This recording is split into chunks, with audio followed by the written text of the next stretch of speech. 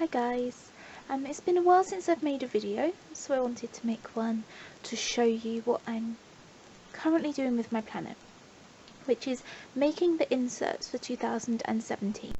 I draw my inserts out using a pen and a ruler, and it really works for me, so I wanted to do a video on the positives and negatives. I have made monthlies and weeklies, and I will be also doing a bullet journal style for dailies. Now I'll show you what my monthlies look like, and then I have made some on film for you to see how I make them. So that's my monthlies. As you can see, it's a normal monthly layout, and this is my weeklies.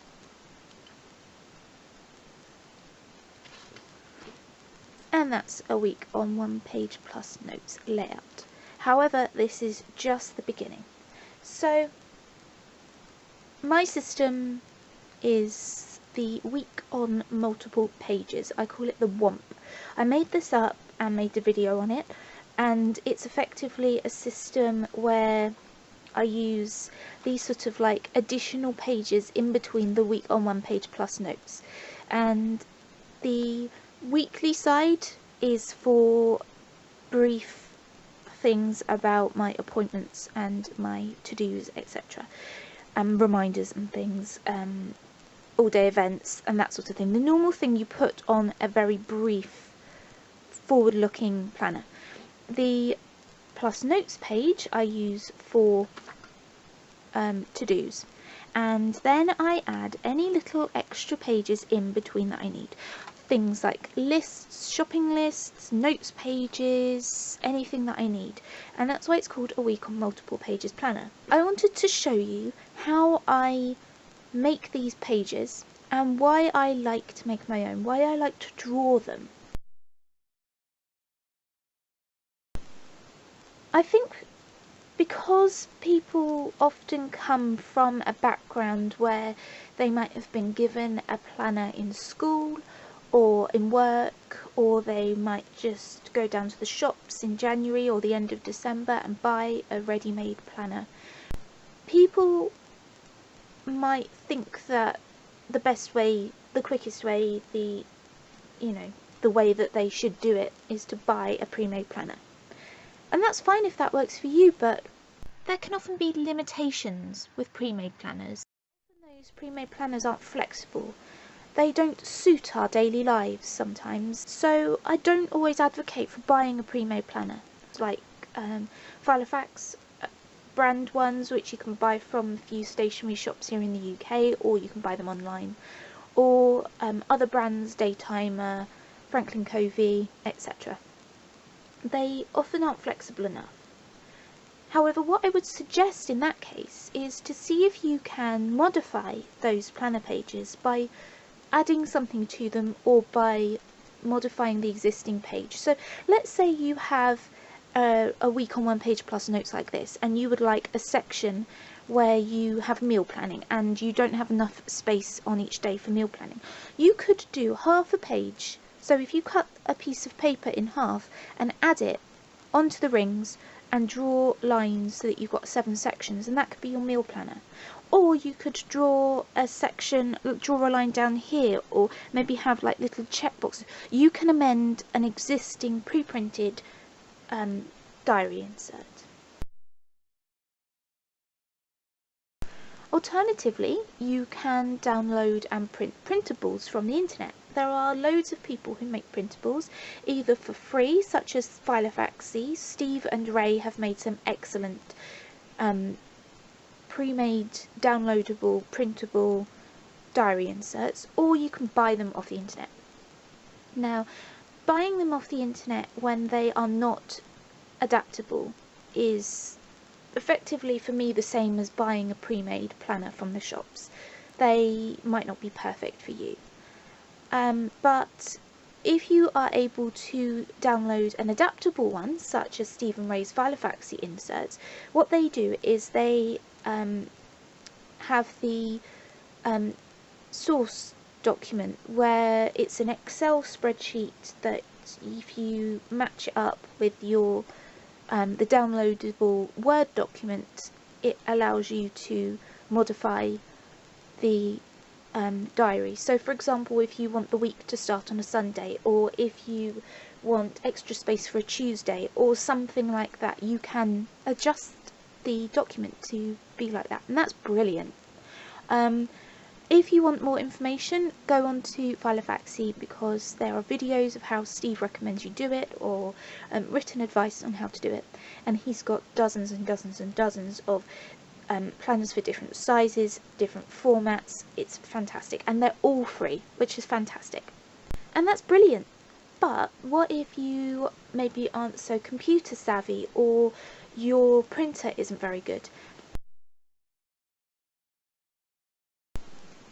All of these things I've suggested so far might be beneficial for you because they will save you time. If you don't have the time to make your own inserts, which includes making them on the computer from scratch, then buying or downloading and printing a pre-made planner can save you a lot of time. However, I will struggle sometimes with printing things. My printer doesn't do duplex printing, which means that I've got to figure out every single time I download and print a new duplex document how the printer is going to be able to feed the paper back in to print on the other side, and whether it's going to line up. It's too complicated, and it's too time consuming and stressful for me, and it's much more enjoyable for me to make my own inserts. And although this is time consuming, for me it's not a negative thing. I actually enjoy making my own inserts. It's something that you can do in front of the TV, watching your favourite show, or listening to music, or an audiobook, or a podcast, or something. Or you could do, you can dedicate a whole day to it and have a planner day. You could do it on the last day of the year and feel like you're preparing for 2017. But it is time consuming, and because you are human, you may make mistakes, and I have made mistakes, but that's what Tipex is invented for.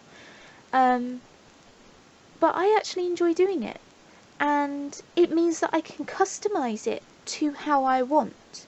Although my system here is the same as what you can buy in a shop. You can buy a week on 1 page plus notes, you can buy a month on 2 pages insert.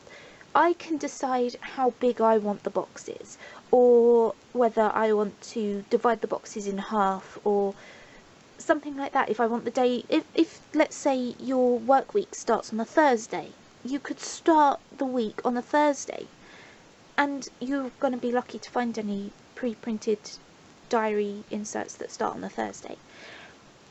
So it's completely customizable because you are in charge of it. It's not like you're downloading something off the internet where somebody has made it for the mass market, or in a shop where it's made for the mass market, and you're going to be lucky to find it the way you need it. So I can completely make this customizable for me. For example, I sometimes struggle to write on the bottom row of the page because your hand runs off the page and you've got nothing to support your hand while you're writing, so your writing gets messy. So I can say to myself, well, I want to give myself a gap at the bottom of the page so that there's a bit of room for my finger to rest on, and so I can start the grid further up, or I could start it further down because I want to write a quote at the top of the page or something like that. I can say I want the margin to be on the right side of the month on 2 pages because this is where I write my to-dos, rather than the left side, which it may be on a pre-printed planner. Anything like that. So it's completely customizable, which is fantastic. So what I've got in here is the month on 2 pages. Now, this is fairly straightforward, and you might think it's not anything special, but for me it's special because I associate the different months with different colours. So I am able to say that I want January to be blue because I think of blue as a fresh colour and January is a fresh start. I always associate February with green, I don't know why. I always associate March with a sort of orangey red colour. And if you aren't able to print in colour, or if printing costs too much for you, which it does for me, it's very expensive to buy new print cartridges, it's much easier to draw on the lines with existing pens that you already own. And you can do all sorts of different things with these. You can absolutely decide what goes on your planner pages, which buying them online or buying them in the shop means that's not often possible. I would like to dispel a myth that these take too much time to make. I am going to show you 2 quick videos of how I made these pages, and I am going to speed them up when I edit them into the video, but I can tell you that making each spread for the month, so 1 month takes me 4 minutes, approximately that.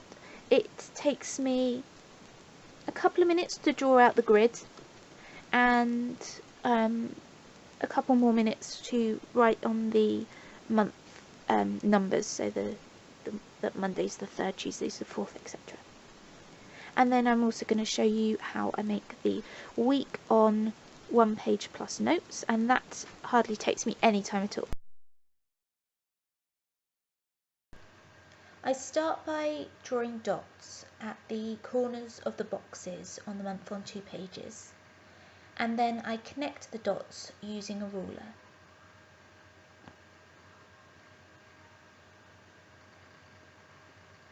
I then draw a small box in the corner of each box, in which I write the number of each day. So the 1st, the 2nd, the 3rd, etc. And then I write the letter corresponding to each day of the week above the line. And then I write the name of the month. And there you go.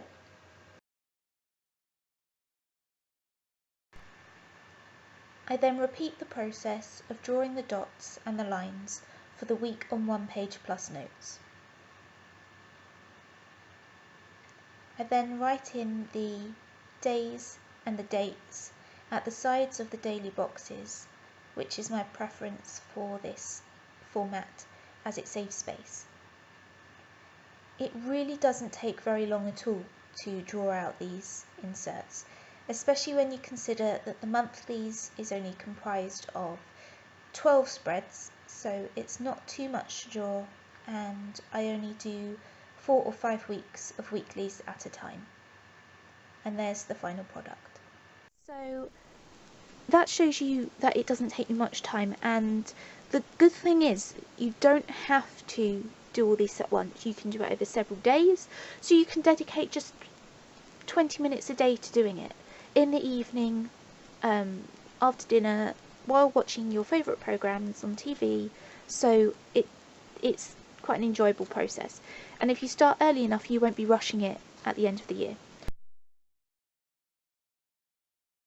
I'm going to show you some of the things that I've used to make these planners, these planner pages.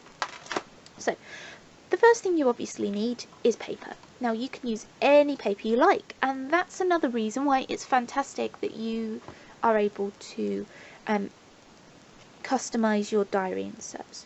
Now, you could say that you can use any paper you want for printables, and that's true, but again, it might not be possible for you to print, it might be too expensive for you to print, and I have heard that some paper is not very easy to use in printers. So for example, Tomo River paper, which is incredibly thin, such as onion paper or Bible paper, is similar to that, and it sometimes gets chewed up by printers. So if you aren't able to print on Tomo River paper, it might be beneficial for you to then consider drawing the lines on yourself.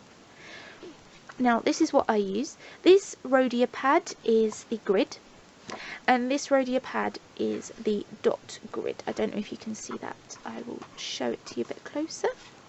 I got this one recently. I've had this one for a couple of years, and they're fantastic paper. If I had bought from Filofax or from Daytimer, I have had particularly bad experiences with those two brands. Daytimer paper is like toilet paper. It just absorbs ink like no one's business, and the bleed through is terrible.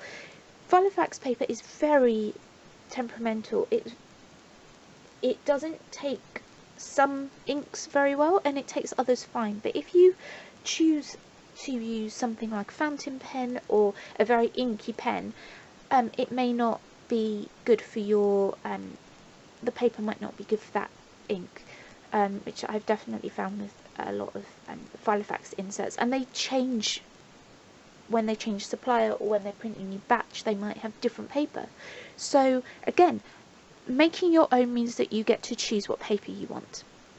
Now, I wanted to just mention something about when you choose to make your own inserts. I wasn't sure which paper to use, so I did some trials. I made a week on one page with the Rhodia paper, and I made a week on one page with the dot grid paper, because one with the grid paper, one with the dot grid, because I wasn't sure whether I wanted to use the grid or the dot grid. And so you are able to decide what works for you, not just what works on the paper quality front, but what works on the whether you want lines, whether you want slimmer lines, fatter lines for your handwriting or for being able to fit more on, whether you need a grid or plain or dot grid, completely up to you. I've decided that I'm going to use the grid for the monthly and the weekly, because it gives me more structure. I am able to say this line is for this line is for that, or draw squares on it, or rectangles as sort of tick boxes, or a sort of like where I write how many glasses of water I've drunk, or something like that. Whereas I think the dot grid is a bit harder to see that it's delineated. This is more of a guide for your writing, and I need more structure. So I've decided to use the grid. However, I have decided to use the dot grid for my bullet journal, and the reason I've done that is because I want it to look more clean. I want to be able to see what I've written and not the lines themselves, but I still want the structure and the thing that's going to help me to write neatly, and also to help me draw boxes. So you just draw between 4 dots when I'm actually drawing check boxes, and that's what this paper is perfect for. So that's another thing, you don't have to stick to one format for the whole year. You do not have to use one particular type of paper. If you say this paper's too thick, I'm not able to fit any more than 3 months at a time in my planner, you can then say, well, okay, I'll use a thinner but higher quality paper, such as Tomo River paper. Okay, so once you've chosen the paper that you would like to use, and don't forget you can mix and match the paper like I have done, you will need to cut it. Now, I used this paper trimmer, paper guillotine, to cut my pages. I have used several in the past, and mainly I've had bad luck. The problem with some guillotines and paper trimmers is that they might have a blunt blade, or they might just be rubbish, but the main problem that I find is that these lines don't match up with this, so they're not a perfect right angle. So the tricky thing is getting your pages to be completely the same size. For example, if I cut an A4 piece of paper in half, I usually get one half that is slightly bigger than the other, just because this line and the cutting blade is slightly off. And that's no problem for me, but I know some people like all of their pages to match up in the sort of very straight line down the side, where they're all perfectly matched, like in a book. That is something that you would have to consider if you make your own pages, because you're not using a machine. You are using human trial and error and machines that aren't pre-programmed to be exact. So an alternative option, rather than cutting them yourself, is going to an office supply store where they have a guillotine machine, such as Staples. You can cut your pages there, or get them to cut your pages there for not too much money. And this goes for both printables and for pages that you draw yourself. I don't mind my pages being slightly different sizes, it doesn't matter to me. So that is one thing that you can use. However, there are cheaper options. You can use a good old pair of scissors, and that's quite easy when you are using grid paper, because obviously you can cut along the lines. However, if you're using plain paper or something where it doesn't have lines where you are cutting, that can be trickier, so that is even more time consuming. Cutting out individual pieces of paper is time consuming, and drawing the lines on to be able to cut to the right size is even more time consuming. So that's something you'll have to take into consideration if you are cutting your own pages, whether it's a printable or a draw your own DIY page. Or you can use a craft knife, scalpel, blade, whatever you like to call them, and a ruler. And that's great. Use it with a cutting mat, don't cut onto your table, and use a metal ruler, because these knives are so sharp it's very easy to cut into plastic rulers. That can take some time as well. Again, if you have got the grid lines to cut against, that's great, but if you don't, it's trickier and it takes time unless you've got some sort of guide, which is why I suggest investing in machines like this. Now, that can get expensive. There are things that you may have to invest in if you would like to make your inserts. I don't suggest spending a lot of money if you are doing it once a year and you will hardly ever use it again. Another thing you may need to buy is a hole punch, but there are cheaper options, such as a single hole punch, or just using your normal office hole punch and just punching one hole. You've got to weigh up time versus investment money. This hole punch, I think it cost me about £25. I've had it for several years. I've used it probably about 1,000 times, and it's great value for money for me, because I use it for all of my Filofaxes or ring binders or anything that I need 6 holes for. It's adjustable, which means that it can be used for several sizes, and it works fantastically. I can punch 5 sheets at a time. I can punch 6 holes at a time on 5 sheets, which is 30 holes at once, rather than using a single hole punch, which, if it's not a very good one, you may only be able to do 1 sheet at a time, which means that you, in the space of 10 seconds of lining up the pages in this thing and pushing it down, I can punch 30 holes. You may take 10 seconds to punch 1 hole.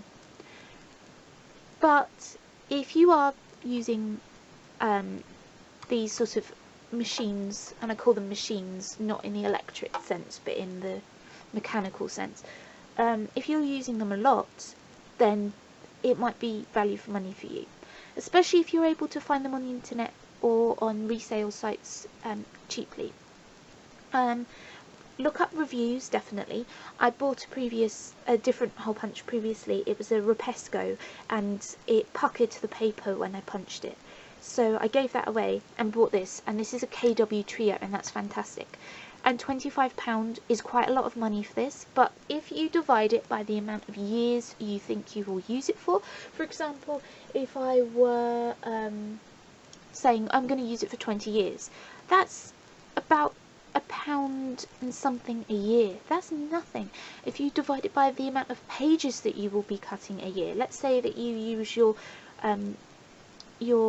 notebook all the time, like your Filofax all the time as a notebook, and you run through like maybe 2 pages a day, you could need thousands of pages every year, and £25 is pennies per year per page. It's perfect, an imperfect investment. However, if you are only doing maybe a month on 2 pages and that's all that you punch and the rest of your paper you buy, punching 12 sheets or 24 sheets is not necessarily worth it. So that's something that you'll have to take into consideration. What else have I got to say? You can choose what pens you use, what colours you use to do your pages. So for example, I would find just black lines on my pages boring, so I can choose to have a different colour of lines every week. So as I said, my months are different colours, my weeks are also different colours. So this week I have purple, next week I think I have pink, the week after I have red because it's Christmas week, and the week after that I have green because that's the week after Christmas, and those are the two colours I associate with Christmas. That is the beauty of these things, it's customizable. However, there's time involved, there's expenses involved, but if you consider how expensive some of these inserts can be to buy, for example, if you are buying a week, a month and dailies, it can get very expensive. Also the cost of buying ink cartridges if you are downloading and printing printables, and if you change your inserts, let's say after a month or 2 months you decide that that format isn't working for you, you've got the whole year's worth of inserts and you want to change it, you're going to be wasting several or many months of inserts, the money that they cost, and then buying more off the internet or in shops is again an added expense. So being able to draw your own pages is the ultimate customizable way of making your own planner. So this looks very simple, but it's very, very good for me. I am able to decide so many things that means it can suit my way of planning and my life. For example, I put my dates here, because if I put my dates here, that takes up half a line. I can just decide that I only want it to say Wed, not Wednesday. It saves space. I can decide that I want it up against the left because that's where I look for the date. You might decide that you want it up against the right because that's where you look for the date. And very few printables are customizable to that extent, and I think that you will be extremely lucky to find a pre-printed planner format in the shop with the perfect format that you need.